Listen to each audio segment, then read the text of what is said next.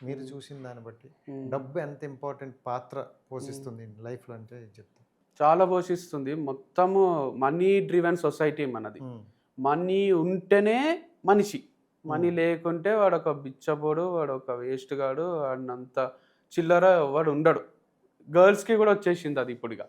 Girls కూడా అంటే 90% వాళ్ళు ఇండిపెండెంట్ ఉంటేనే రెస్పెక్ట్ ఉంది.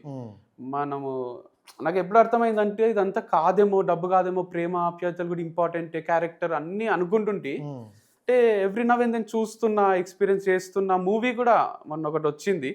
అంటే ఈ మధ్యన మూవీస్ ఎక్కువ చూస్తున్నా. సముద్రఖనిది. కార్మెన్ సెల్వనో ఏదో ఉంది. కరెక్టేనా?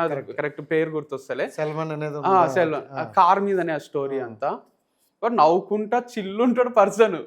భార్య ఉంటది, కొడుకుంటాడు. వానికి ఫంక్షన్‌కి పోతే ఇన్సల్ట్ అవుతుంది. భార్య రోజు ఇదే ఉంటుంది. వాళ్ళకి చూడు ఏమున్నాయి, నీ దగ్గర డబ్బులు లేవు, నువ్వేం చెయ్యవా, ఇల్లు కట్టవా, ఇది అది అని వాడు డ్రైవర్ ఉంటాడు. వాని జీవితం అంతా వానికి మొత్తం మ్యానిపులేట్ చేసి ఆమె మాటలతో పిచ్చోడు అయిపోయి దుబాయ్ పోతాడు.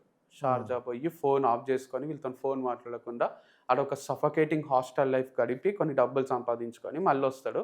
మన ఫేస్లో స్మైల్ మాయమవుతుంది. వాడు ఒక ఇట్లా బతుకున్న శవం లాగా ఉంటాడు.